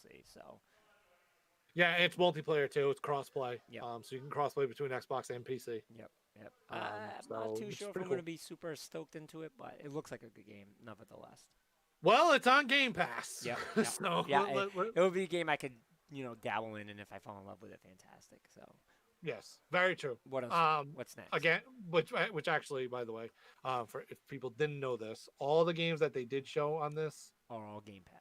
are all available on Game Pass. Again, which is pushing it. I like it. The next game that they showed was Obsidian's version of Skyrim. I'm so it was confused. put to me. Why? Why are they doing this? Why are they doing a Skyrim? Yeah, like Because why not? It's Skyrim. People love Skyrim. I get it, but like They love Skyrim. I feel like you're setting yourself up to not do good with sales because it's it's Skyrim. It's gonna sell. I don't know. Like, well, I guess we'll see their own version of it, so we'll see. But Let's put it this way: it kind of makes sense that Obsidian's doing it though, because remember, they made Fallout New Vegas, which Bethesda, Skyrim, still. So it makes sense. I guess. It looks. I mean, the cinematic trailer looks good. But again, it's a cinematic trailer though. Yep. Oh, it's just, I don't get Microsoft and their infatuation with cinematic trailers. It drives me nuts. They all do it except for Nintendo. Nintendo's the only one that really doesn't go big on it. If they don't have game graphics, they don't want to. This is true to an extent, but it's like, come on. Like, get to a point at some point where you got to show something. Right. What was next? The next game that they showed was As Dusk Falls, which is kind of like another Life is Strange. Oh, yep. Okay, yep. Type game. Yep. What is it? Independent studio, Interior / Night debuted its game As Dusk Falls during the presentation. The game spans a 30-year period in the American Southwest. It focuses on family and sacrifice. It uses a watercolor-like art style and is described as an interactive drama. Oh, yeah, that's right. Yep. I see. Again, Yep, Life is Strange. Yep. What else? Next game that they showed was a whole Hellblade. Which Hellblade looks fantastic visually. We got to see No, we didn't see gameplay, right? We did not. But see, gameplay. that could have been gameplay though. We don't know because Hellblade visually, the first one looked absolutely amazing, and you could not tell the difference between cutscene and the gameplay was the same thing. So I wouldn't doubt that they're not going that same route with this. So Hellblade is a fantastic game. Didn't get super into it. Yeah, I've gotten a few minutes into it on Game Pass. Actually xCloud. Thanks to xCloud. So I'm enjoying it, but. I'm excited for this, but so let me ask you this, right? They must be really far from this game because all they talked about was the set. So if they're talking about the set, does that mean that this game is only just in development? I would say yes. That's kind of. Let's put it this way, Van, not to interrupt. Let's put it this way. Did you see anything different here than when you saw at the Game Awards? No. Same exact thing, if not. No. It's gonna be a while. Yeah. It's gonna be a while. But you know what? I'll say it this way: if say it doesn't come out for another 2 years, fine, whatever. I was just gonna If say it's that a number, Series X exclusive, though, I'm not gonna complain. It's like, oh, thank God. it would But be. it's probably not gonna happen. It would be 'cause PC. It's probably too. gonna be a third party. It would be PC too. Well, no, everything's gonna be on PC. Yeah. Anyway, let's put it this way: as long as I don't see Hellblade 2 available for PS5, there you go. Now we're making progress. Yep. But that's a we'll see. Yep. Actually, I wanted to point out something and just comment on Xbox Gamer. Rare's updating Sea of Thieves. Yay.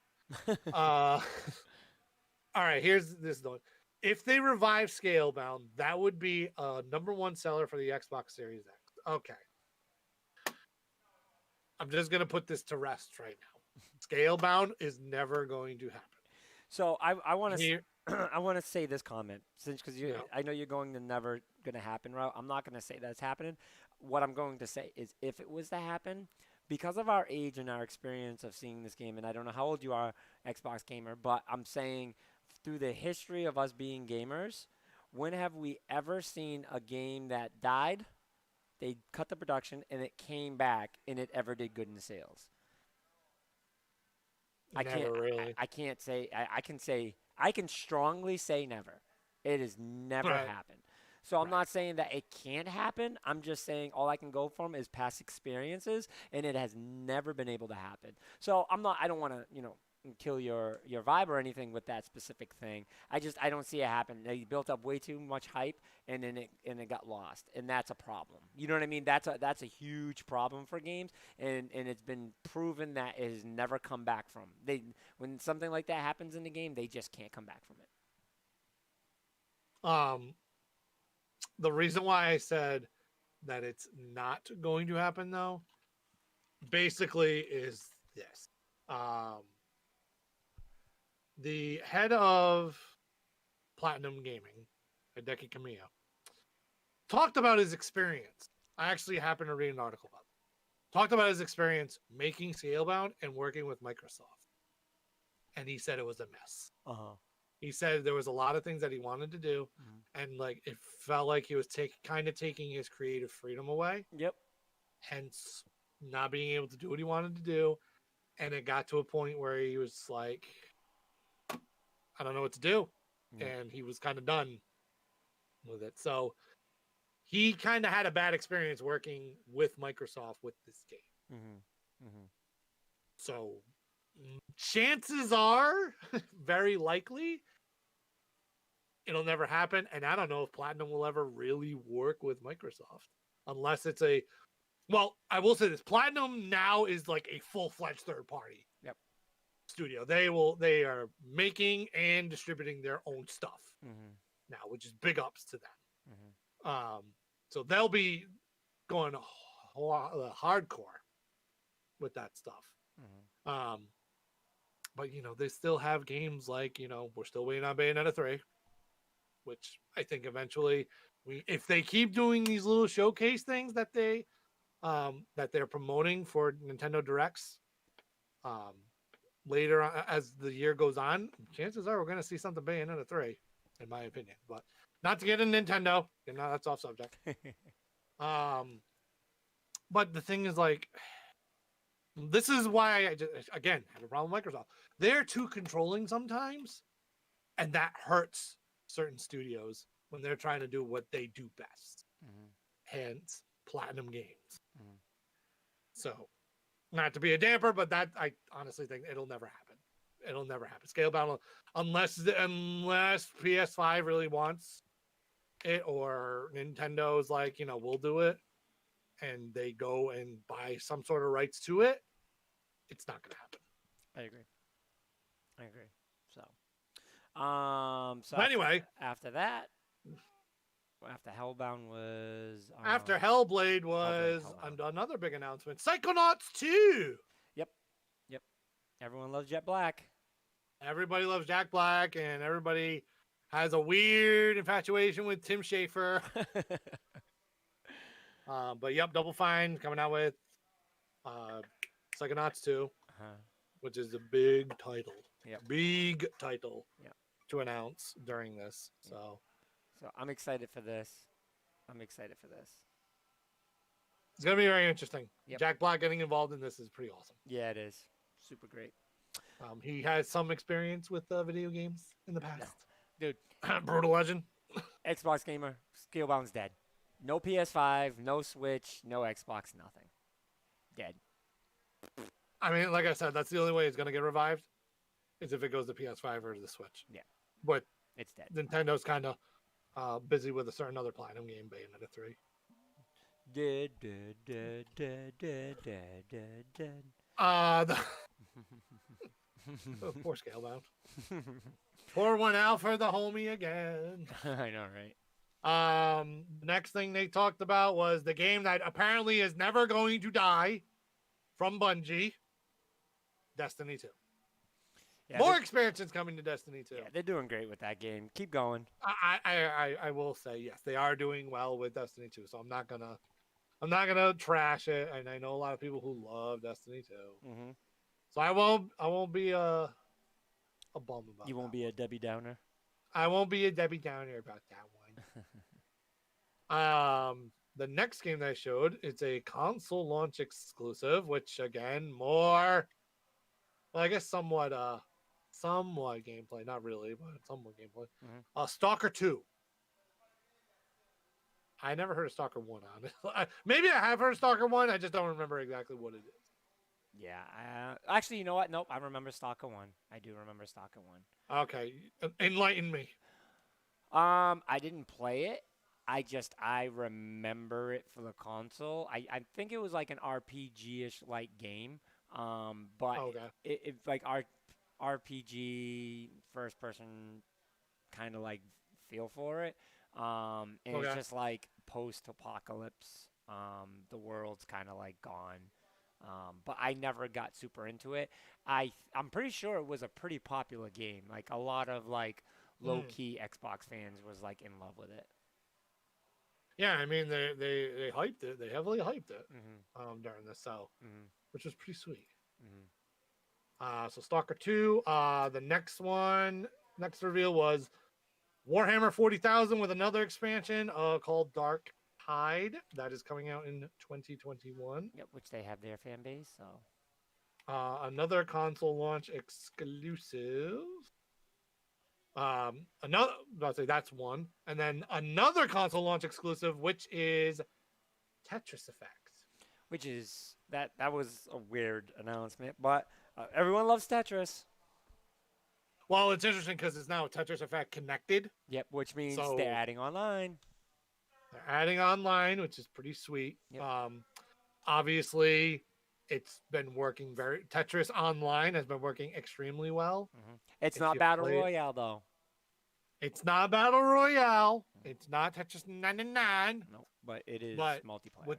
With the success of Tetris 99, yeah, I don't blame them for doing that. The next game that they showed was the Gunk. Again, another animated adventure type game. Gives me kind of like Ratchet and Clank vibes. Yeah. Yep. But we'll have to see more of it.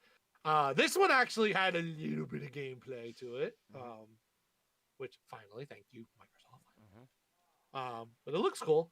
It's kind of like their response to Ratchet and Clank. Don't know if it's a big response, but the next game, another console launch exclusive. I think this is the Medium. Yep, this is the Medium, which actually had been talked about previously. Yeah, this game looks absolutely incredible. Medium looks fantastic. To be able to live in two worlds at once is going to be so crazy. This is so creative. Yeah. I'm in love with this idea. I really am. I'm excited to give it a shot. It's insane. Yeah, like it's definitely. I love this when you can come up with a new idea in gaming, because it gives us a reason to try out these games. So I'm very interested where they're going with this. Well, that concept is going to be very interesting because it's very similar to A Way Out. Yeah, Yeah, well, it's still a little different because you're not. No, yeah, absolutely. Yeah, but I get what you're saying. I get what you're saying, and I can definitely see the break off coming from that. The idea coming from like how to develop it. But this just looks awesome. I'm so wondering how this is going to work out. Should be very interesting. Very interesting. I think it'll really test the Series X itself. Yep, yep, agree. Because that's a lot going on. The next game that they showed off Console launch exclusive was an expansion to PSO2, which is actually a pretty big announcement. Yep. So I'm not gonna lie, and I didn't say it in the chat because you were behind, dude. I swear to God, I thought this was gonna be Sonic, and there's no way you didn't think it was not gonna be Sonic, dude. The word Sega came up, and then the way that they scrolled it across that green land, I was like, oh my God. Oh my God! If this was, if I'm gonna be honest with you, if this was a Sonic, I would have gave this conference an A. Well, it would have to be a good Sonic because, not gonna lie, the last Sonic was meh at best. But this game still looks good. This game still looks good. Just they got me all amped. A lot of people play PSO. Like I didn't realize how many people actually play Phantasy Star Online. Yeah, which is insane. Oh, dude, Fantasy on.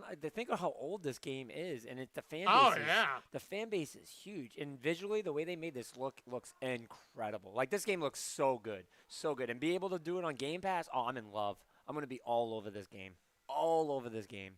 Very interesting. That's a grindy game too. Yeah, I'm gonna be all over this game. If you love some Monster Hunter, this is so much better.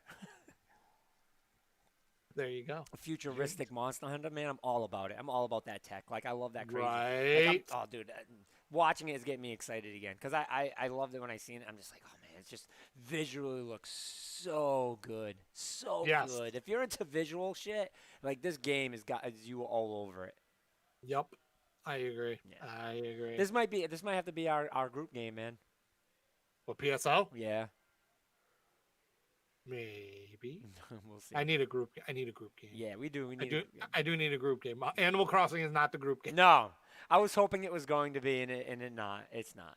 It's not really. All right, Animal Crossing is not really a group game. It's a, you want to come to my island? Yeah. Okay. Yeah, and do nothing, just look at things. Well, you gotta. Let's put it this way: with Animal Crossing, you have to make up your own fun. Like you can play like hide and seek and shit. Which I've done. I've done that. Listen, I'm not gonna lie. I've done Animal Crossing hide and seek. It's actually kind of funny. All sad. It's pretty funny. I mean, you can get really creative with this stuff. Nah, yeah, I get it. Just not for me. Not for me. For somebody else, yes. Just not for me. I get it. I get it though. Hurry. I'm not hating. So yet again, Xbox psyched me out. I thought this was going to be Crysis. And it wasn't. Nope, this was Crossfire X, which was rumored before. Yeah. And it's a very popular PC game. Yeah, it is. This looks visually fucking awesome too. Visually, again, the word visually. Yeah, visually it looks awesome. Visually. Yeah. The story though looks like it's going to be interesting. True. Yes, story does look very interesting. But then the final one, which I didn't realize got revealed, well, not revealed, but like leaked prior to this happening. So it did, but that kind of brought it down. But Microsoft didn't announce it themselves. So it got leaked, but Microsoft didn't announce it themselves. So I want to make correct, but it still was like, this is why I hate leaks sometimes, because it ruins some of the stuff, because people should have been hyped on this. Yeah. And a lot of people weren't hyped on it. But I mean, I was, because I was like, finally, they brought back a franchise that was really successful for that. Well, successful for them, and people will like it and buy it. Of course, I'm talking about a new Fable, which is being made, which we were dead on with this one for years. It's being made by the creators of Forza. What's the other Forza? Crap. Horizon? Forza Horizon. Yep. So, yay. Yep. Fable, yay. I haven't played Fable in years. Fable 1 was really good. I don't know how many Fables you've played. I only played 1. I didn't play 2. Fable 1 was really good. Fable 2 was good, but But then, the ending kind of was like, really? It wasn't a hard ending at all. It was you had to make a choice and that's it. Spoiler. Fable 3, I actually didn't get to finish, but it was okay. It was okay at best. But it still had some good aspects to it. So hopefully this is going to be a much better one. Now this will not take place in Albion. So now Albion's completely done. This is brand new, redoing Fable completely. Yep. So now we're not in the same world that you've been used to in the past Fable games. It's going to be completely different, which be interesting. Yep. Be very interesting. I hope they kind of bring back a little bit of that Fable 1 fire to it. Like I don't know why. I just loved it when you would get a new quest and the guy would pop up and just go, "You received a new quest card." So I mean, my feel about it is the announcement was cool. I'm just upset. Why did I think this game was on the Xbox? I don't know why I thought this game was on Xbox. You should have said something. You should be like, "Are you a fucking idiot?" Anyways, we'll talk about it. We'll talk about it in a second. But I'm a little disappointed with. Oh, did we talk about? No, we talked about that game too. We're so far ahead. Like I forgot that we talked about the games that. Yeah. I'm just disappointed they didn't show anything, and I think that a lot of that is because the spoiler did fuck it up for me. But at the same time, like I just feel like they should have showed more, and I was really disappointed that they didn't show more. And I think that's really where I'm at with what bothers me about that. And it just sucks that it had to be that way. Like I want to see gameplay, like just to hear that Fable was coming. Like, dude, we've been waiting for it for a while. It's to the point that now it's just like hearing about it's just not good enough. And I kind of feel like that's where I'm at, and I don't like being that way at all. Like, cause again, like I feel like that's one of those things that, I'm being nuts. I'm being spoiled in that sense. Does that make sense? Yes. Okay. Yeah. I understand what you're saying. I would have liked to see more gameplay. Just in general, I would have liked to see more gameplay. Like we saw a lot from Halo Infinite. We saw some from the Gunk. But like when you got a game like Everwild again, that even Rare doesn't know what type of game it's going to be, and we're showing trailers for it. Now that game is way out of yonder. Combined with Fable, that's way out in yonder land as well. Combined with other games that are way out of development, like Hellblade. Like, I mean, they are setting themselves up for the future. They're kind of doing what Nintendo did with the Switch in 2017. But, the difference is, Nintendo, you kind of know that these games are coming. Whereas Microsoft, it's kind of questionable because remember the last time they tried to make a Fable game, it never happened. Right. Fable Legends was supposed to be a thing and it never happened. Yep. So, letter grade. Altogether, I gave it a B plus, and the reason why I gave it a B plus is because I enjoyed it. I enjoyed it a lot. It was just we didn't get the score. We didn't get the price. We didn't get the official release date.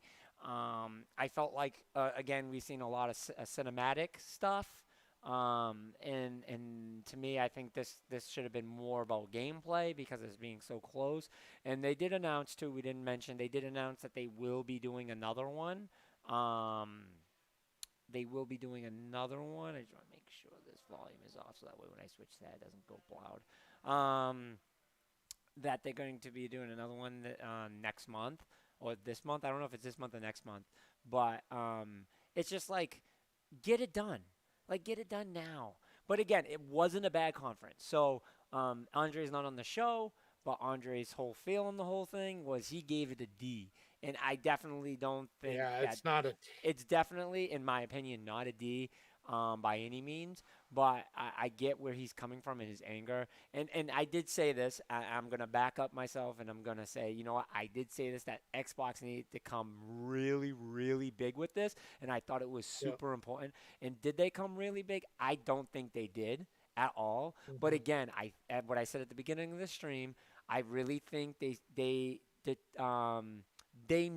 showed who they are. You know what I Yeah. mean? Like they Yep. showed exactly who they are, and they're really pushing for the service for this one, and you can tell because of all these games being Game Pass on Game Pass, and that's big. That is huge. And I don't know if they're targeting Google with this one or not, but like they really, really made a point with this in that sense of they kind of determined that they don't care about exclusives. That's not what they're looking for. They're looking for content, and they have a whole lot of content here. So I think definitely what made me definitely keep it in that B plus range was that this is all Game Pass. That how much they're forcing Game Pass. And guys, I've been talking about Game Pass since the day Game Pass started, and I've been saying this is an amazing service. Not just Yeah. when they started taking the games and making first parties. Like as soon as they started announcing that, I was like, guys, this is the shit. Like this is where Yeah. games need to be because this is what I've been asking for the last 5 to maybe 6 years, where it's like we are now officially at a point in our lives in society in gaming world that service should be a huge majority and be what's on people's mind is Yep. service. It worked for music. It worked amazingly for TV. And now that we have it here for TV, come on guys, we need to be doing this with video games. Not even a question. This is the way the video game should be, is service. Yeah. And that's why I loved I it. agree. That's why I loved it. It was not about the games for me. It was about that service. And they're showing Xbox is like, yeah, we're gonna grab the service by the balls. But I think in video games we're gonna be that distinct separation, right, Hmm. where it's gonna be those that love service and those that rather just pay for the game that they have them. So you're gonna have to go back and kind of rewatch a little bit Xbox Gamer because we already talked about State of I'm K3. gonna stay to K3. Yeah, I mean, it was a teaser trailer. yeah, That's it. yeah. I So was like, um, what's your letter grade, my friend? my letter grade was a B. I gave it a B. Hmm. Um, they showed a lot. They showed a lot, Hmm. but I don't think they gave us enough as far as again, gameplay, so we could actually see some gameplay. Cool announcements. Fable was a cool announcement. Everything being on Game Pass is cool. Um, and I will bring this up too because I actually watched a video from Alana Pierce, Hmm. which for people that don't know, she used to work at IGN. Now she's kind of doing her own thing now. She was kind of supporting the fact that all these are on Game Pass and nobody's talking. Yep. Like every single game is on Game Pass. Hmm. Look, I get it. I totally get it. And if we were to go back, if I were to bring child Eggy Hmm. to now, because I remember being a child thinking to myself, I wish one day that I didn't have to like just go to the store and get the physical thing. I could just, get a system and bring every the game just to that console and play it right there. I don't have to go to the store or anything. If I were to bring Child Eggy here and he saw all this stuff, he'd be like, it happened. Hmm. Hmm. Um, Yeah, we're at the future of gaming, man. yeah, I mean, it's actually happening. Yep. Keep talking. Um, Keep talking. but I mean, yes, it's cool that all of these games are on Game Pass. That's not the problem that I had with this. The problem that I have is how these games are going to play. Look, Xbox is focused on their services. But sometimes when they focus on their services, it doesn't work out too well. Mixer, uh, and they just completely get lackadaisical on that stuff. Yeah, they're focusing on Game Pass and they're focusing on the X Cloud, which I totally understand. It's definitely the future. They're trying to bring a little mobile action to, Xbox itself, kind of like what the Switch does already. And PlayStation somewhat does it, but they haven't fully got into it yet. But It's all about the quality of the game. They showed quantity. Don't get me wrong, quantity is great. It's fantastic. The games that we saw were cool, but at the end of the day, you can't focus on the quantity. You've got to make it quality. Yep. I have no doubt that games like PSO2 are quality games. It's going to be fantastic, especially the expansion. Yep. A lot of people love it again. I need to see more from the medium. Mm-hmm. I want to see more from medium because I think that game could be fantastic, as depending on the quality of how they make that game. I think it could be a phenomenal game. Yep. But we have to see. The Gunk. Mm-hmm. That's a game that we actually got to see some gameplay. Looks very interesting. Kind of their answer to Ratchet and Clank. So we'll need to see more of that. State of Decay 3.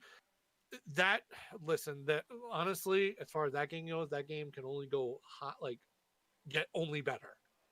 Because it's not that great right now. So it can only get better from here as far as State of Decay 3 goes. So it needs to look much better than what the last one looked like. Hellblade 2, again, we're way out from where it's probably at. I will say Avowed was a good announcement, but no gameplay. So that's the thing that brings it down is there wasn't a lot of actual gameplay. We saw in-engine, but not a lot of gameplay as far as it goes. But overall, the announcements were cool. Tetris Effect is another one that was cool. Psychonauts 2, obviously, was a great announcement, having Jack Black in it. So I give it a B. Good. I think it was a good grade. I think that's We actually did miss some stuff, but this was actually in the pre-show. So that's why we didn't see it. Yeah. Okay. Yeah. So, I mean, I'll bring up some pre-show games. They showed Watch Dogs Legion again. Dragon Quest 11 S is coming to the Xbox. So now we get the famed series of Dragon Quest on a Microsoft system finally. So at least they're embracing some sort of Japanese culture. That's why we didn't get to talk. We didn't see it. We'll talk about it right now because that actually happens to be the next topic, which is Square Enix revealed. How do you say it? Balan? Yeah. Is it Balan? Balan. Yep. Balan Wonderland. Fix that. I'm about to say hello. So Balan Wonderland. This game looks amazing. I'm sorry. It looks amazing. Well, this game I'm going to have to be very interested in because of the certain people involved in it. What do you mean? The game is being developed by Yuji Naka and Naoto Oshima, which, for the people that don't know, they are the creators of one of my favorite characters, if not my favorite character in all of gaming, Sonic the Hedgehog. Yep. I mean, look at it. It's visually so stunning. Looks like ridiculously crazy. I love games that look like this. I mean, since we were kids, we've loved games that look like this. And I'm not talking about the kitty-like animations. I'm not talking about that. Look how kitty it is. I'm talking about visually. Look at the colors. This is a gamer where we started off as how bright and beautiful everything is. And dude, come on, does this not encourage you that they can make a good Sonic? Look at this. Imagine this being just Sonic characters. Well, here's the thing, man. Now you got the original creator of Sonic. Right. It went to Square Enix. Right. Now somebody else has got to take the Sonic reins. Right. You know what I mean? So I mean, it just, and then they're making a musical. I grew up loving musicals. West Side Story was my thing. I loved West Side Story. And growing up as Disney kids, I consider us Disney kids. I consider us the Disney generation. Even though they remake us, dude, we are the originator of those. Those things are classics because of our age group.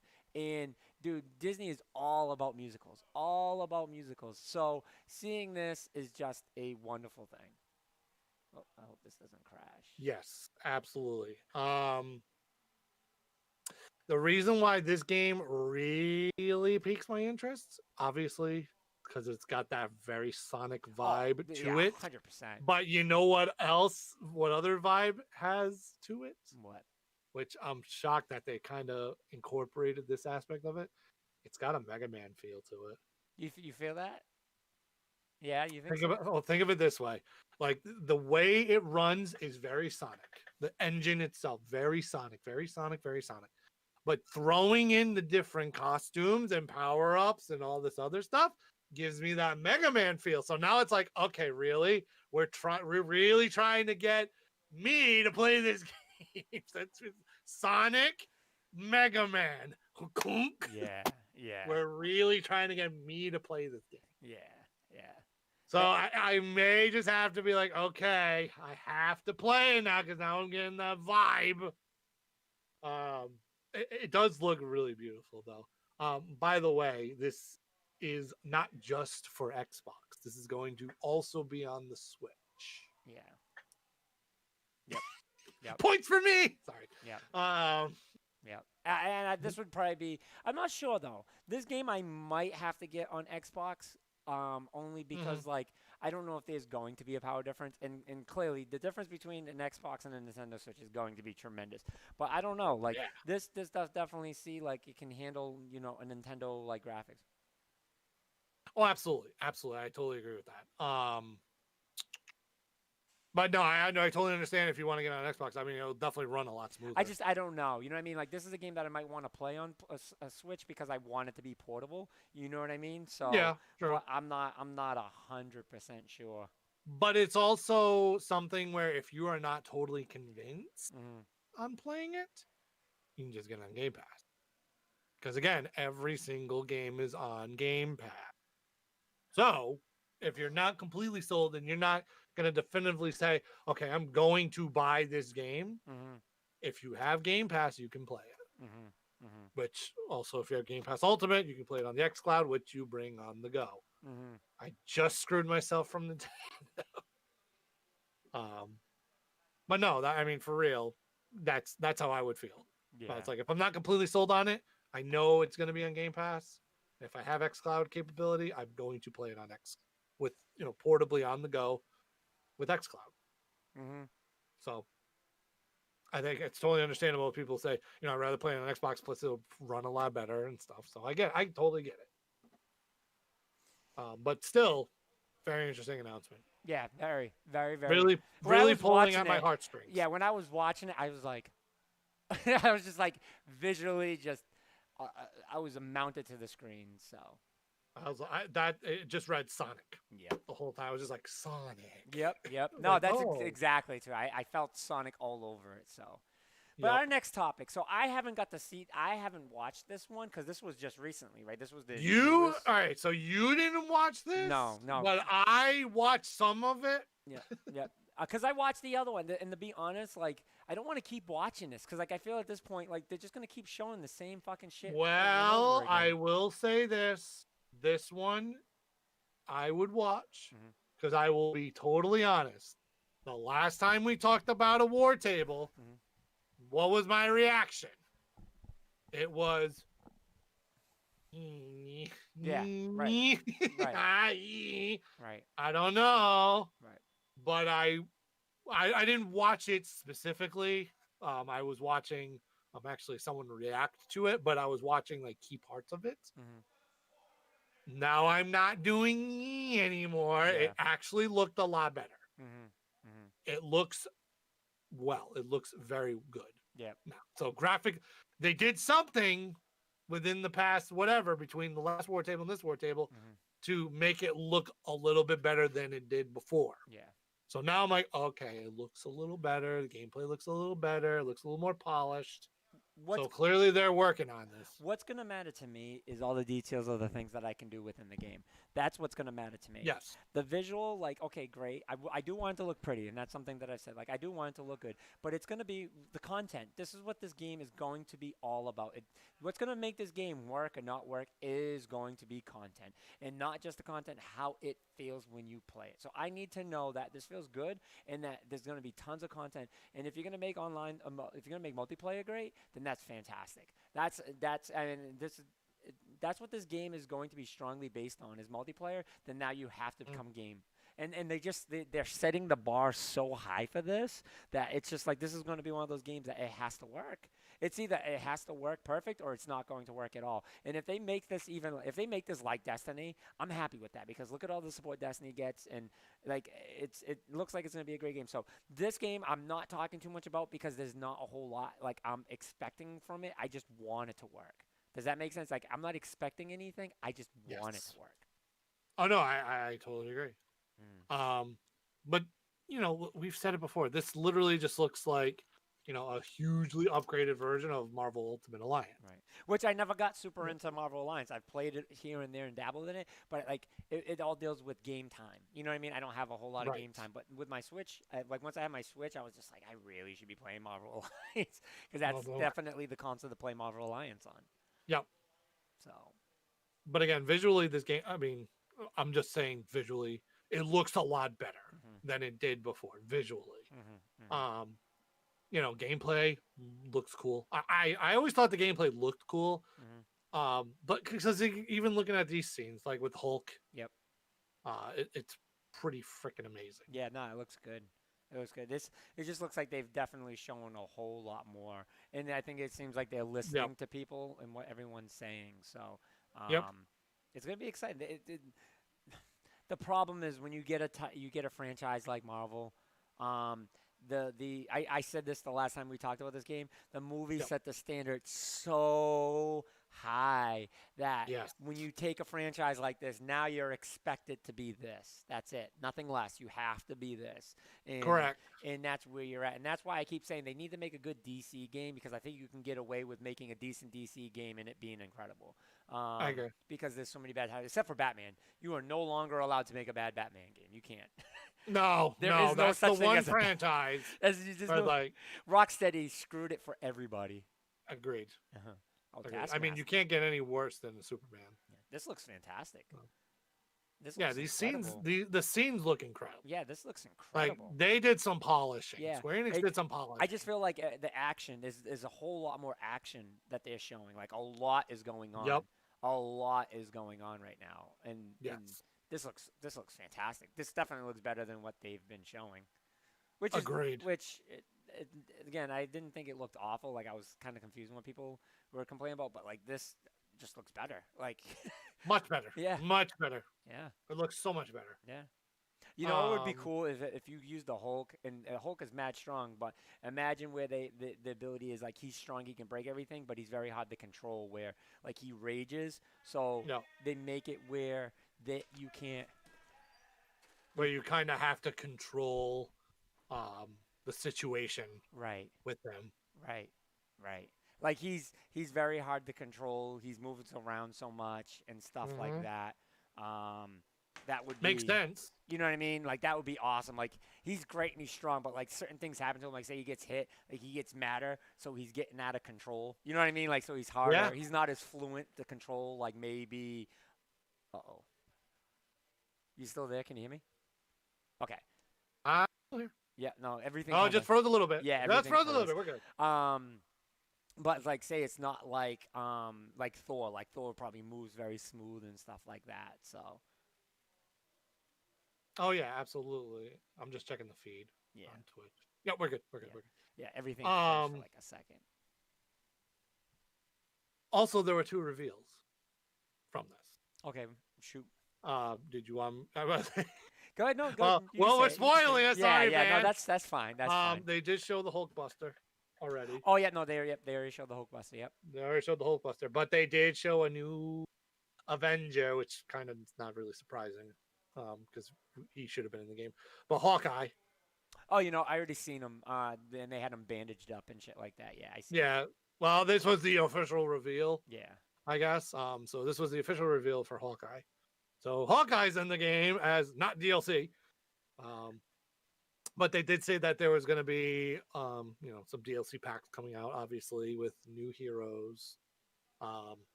Which more than likely is going to be, the usual candidates, Black Panther, probably Guardians. what was it? When I was watching one YouTuber react, he's like, they better put Spider-Man in it, which I would be surprised if they didn't put Spider-Man in it. Oh yeah, no, they'll. Oh, I think this was a conversation that they had out, and they didn't say no because this was a question that they asked because of how big the Spider-Man franchise. So they didn't say no, but they didn't say yeah. It was a very weird answer. So I'm interested to see where that's gonna go. I think that's one of those answers where they're just like, we're not gonna say yes, but we're not gonna say no, just to keep people on their toes. Mm-hmm. But I honestly would be surprised if they didn't put Spider-Man as DLC. Like, but right away, I would have been shocked if Spider-Man was just in the game immediately. That's what I would have been shocked. But if he's DLC, I won't be surprised. But I'll be like, okay, cool. Yeah. Well, I mean, this looks good, so it looks like they did a pretty good job. It looks visually so much better than the last time we saw it. So, good job, Square Enix. And they're crushing it. 2 games. Yeah, no, Square Enix is, when they get going, man, they do really good. Like once they get going, it's just their games take forever to come out, I feel so. Yes, true. But we'll see. All right, and the last topic. Boy. The very last topic. This is a very, very quick topic, but the last topic that we have to cover. What do you mean it's a quick topic? It's a quick topic. I don't think it's that long of a topic. There's not really much to talk about. Right? Do you want me to say it or can I say it? Good, you can say it. Because, again, I was never a huge fan. I only liked really one show, so.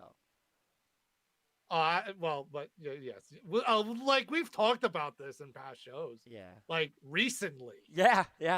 Recently, I was like, I wish this happened. Apparently, somebody heard my wishes.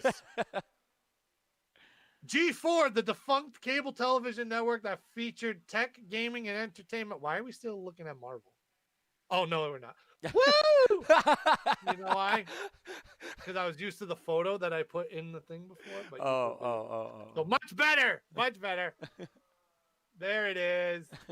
Anyway, G4, the defunct cable television network that featured tech, gaming, and entertainment programming, is apparently returning in some form in 2021, according to a teaser posted by IGN during Comic-Con at Home, the online replacement for San Diego Comic-Con 2020. The official Twitter accounts for Attack of the Show and X-Play, G4's best-known shows, also posted the teaser along with the tagline, "We never stopped playing." The only other activity currently visible on those accounts is retweets of tweets from 2012. I'm a very happy boy right now. So, all right. But let's talk about this, though. Okay. Because there's nothing. We got no information. All we know is G4 is coming back. True. So, my question is, in what form is G4 coming back? And we don't know. I'd like to know what you think. What do you think this means exactly? Are we getting G4 the channel? Or are we going to get some other form of what G4 it was? Shoot. So, I would say that actually, what's funny? I didn't even extensively think about this. Oh, I have. Probably. And I already know exactly. I know you have. I should have. Yeah, I know exactly. As soon as I seen it, I already know exactly what I think is going to happen. So, I think to make it its own cable channel in this day and age doesn't make sense. And it's a waste. And it would be, it would be an absolute waste. Yep. Because now we're getting more towards the line of streaming services rather than cable TV. So much cheaper and easier. It's much cheaper, much easier. Look, 10 years ago, 11, 12 years ago, when G4 was hot, made sense to be on cable TV. Streaming services weren't really a thing. Yep. There were some, but not really a thing. Netflix was kind of more still gearing towards DVD stuff during that time. Yep. Now we're in a new era of streaming services, different services, and all this other stuff, online entertainment. I think they'll come back in some sort of online entertainment fashion. Not to point out the obvious. So let's get into more specifics then. So I'm glad you went that route. Specifically, do you have any thought on what you think, how they're going to come back digitally? Do you think they're going to, so the kind of help? Right? Yeah. Do you think they're going to come back with their own streaming service like Disney Plus, Hulu? Do you think they're going to maybe come back and they're going to hop on like Hulu or Disney Plus, not Disney Plus, but Amazon, where they just have a bunch of content? Or do you think they're just going to come back on a website where they're going to be more, just have a YouTube channel, like a streaming channel instead? What do you think? Yep. They're going to be more official and go to like a streaming service, or they're going to have their own streaming service, G4? So, I mean, let's put it this way. They've had their own website in the past. Mm-hmm. I could see them re-emerging that website and putting specific content on their website to watch, to start off with. Mm-hmm. If they did have some sort of like streaming service where even they could go back into the vault with old episodes of AOTS and X-Play, which I don't know if they would be good at this point, but I mean, looking at the past AOTS episodes was a lot of, which Attack of the Show, if you don't know, looking at those past episodes were actually fun because they did funny stuff. Plus you have figureheads like Olivia Munn, who's now, kind of a big time actress in Hollywood now. So, that kind of re-emerging, if you brought like some vault stuff like that, it would be cool. Do I think they're going to I think they'll bring games. I think they'll bring shows like X-Play back. That's not a question. Not even a question. X-Play is going to be a thing. X-Play and Attack on the Show guaranteed. Right. And if you get the right people for Attack of the Show, then that can reemerge as a great, great show. Agreed. And that was a nice variety show for a lot of people. That one didn't really, solely look at gaming. It looked at a lot of different things. It was very techy. It was very entertainment. They did a lot of things with that show. And it worked extremely well. And they had the people, like Olivia Munn and Kevin Pereira to run that show effectively. And it ran effectively for years. Yep. X-Play, Adam Sessler and Morgan Webb did their thing. They were extremely successful with that because they weren't really the Morgan Webb a little bit, but like they weren't like, off the wall like Kevin Pereira and Olivia Munn were. They were kind of more serious, but they really focused on the gaming and they broke it down effectively. So they did very well with their stuff. So we'll see those two shows back. I think they just need the right personnel to do it. And let's put it this way. You got guys like Austin Creed already coming out and they're like, promoting themselves to do something on G4. So you're getting people behind this already. I don't think there's going to be a question. You're going to get support. I think they're going to get tremendous support for this. And G4 is a staple in video game history. I mean, they were the ones that put E3 on television.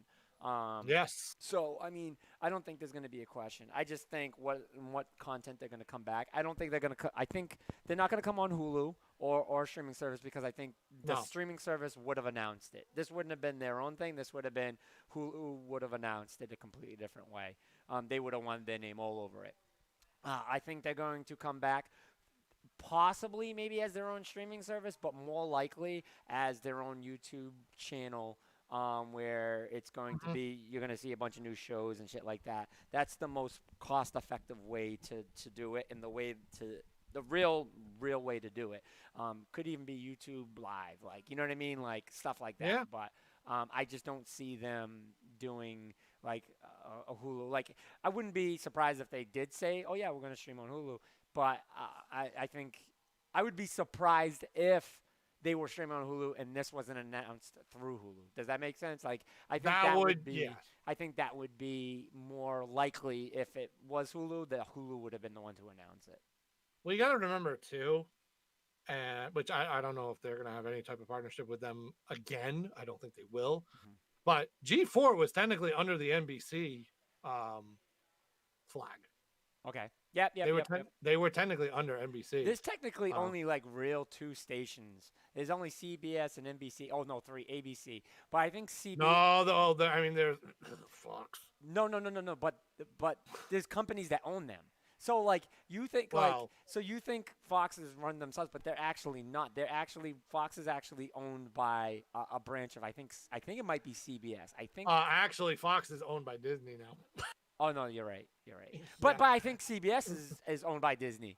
You know what I mean? So like it's crazy. Like one day, like in business class, we talked about this, and like was what opened my eyes where, like we only have like so many businesses in reality, and they own so much. So it's crazy. It's crazy. But that will be something we have to look into. Right. Well, I mean, let's put it this way. NBC, CBS, all those are under the, I forget what that network was called. It's the damn, I can't think of it, but it's like, it's like the networking services, and like Yeah. there's like another one above NBC. Yep. Yep. Just like distribution, like for gamings, like there's only a few distribution. Like that's it. Like people think there's like ton, like no, there's only a few like, that actually distribute the games. Like they're the ones that actually make these games get out to you. So it's crazy. It's crazy. Right. But any final thoughts? I'm a very happy boy as far as G4 returning. Yep. I love G4. We talked about, you know, past experiences with, getting together, watching E3 on G4 when I was young, like 10 years ago. Yep. I'd have parties over my house, I'd have cookouts and everything, and it was literally G4 on the TV, all day E3 action. We got, and that was when, you had your Xbox conference on the same day as Ubisoft, that was the same day as EA. So it was a big time event to watch all these press conferences all in one day. Yep. And then at the end of the night was Sony. I mean, many fond memories of G4. Yep.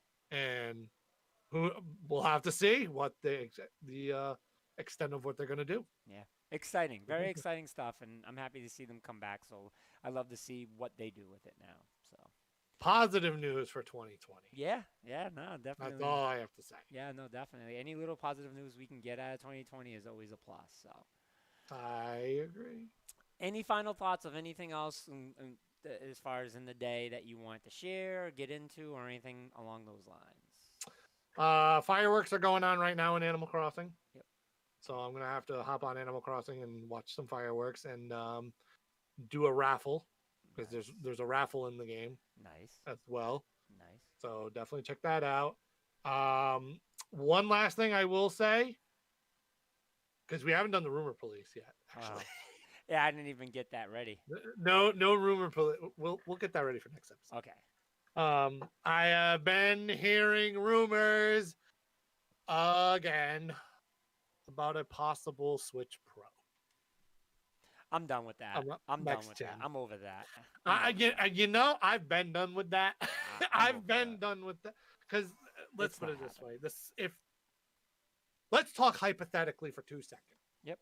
If there was an actual Switch Pro, that system would have to solely be focused on TV. Yep. There's no way you are going to make a super powerful console that you're going to take on the go. And the only reason why these rumors have been brought up again is because there have been postings on NVIDIA for jobs for a improved version, I guess, of the system for the Switch, which that's why people are saying, oh, it could be a Switch Pro. Shut your face. Yes, exactly. Oh, well, yeah. Highly speculated. Yeah. Highly speculated. But you know what happens when highly speculated things happen? With Nintendo, specifically. It could happen. It could, but they'll troll the shit out of everybody, usually. Usually. Yep. Also, I heard about August Nintendo Direct rumors again. What a shocker! So easy to start rumors. My God. It's every month. Yeah. Every month, I'm just like, Nintendo Direct rumor I'm like, what month of the year do I not hear a Nintendo Direct rumor? Never. I've never gone through a month in the last 3 years where somebody didn't say there's a Nintendo Direct rumor. I'm like, oh, okay. Yeah. All right. That is it for the show this week. Hopefully we get a show next week, Thursday. It's going to depend, but if not Thursday, we'll definitely see if we can try to do it during the weekend. But no matter what, we're going to get back into doing the show weekly. So hopefully we can do a show Thursday. But that's it from us this week, guys. Thank you so much for joining the show. A very informative filled show. But until next week, that's it for us for now. Talk to you guys later. Peace.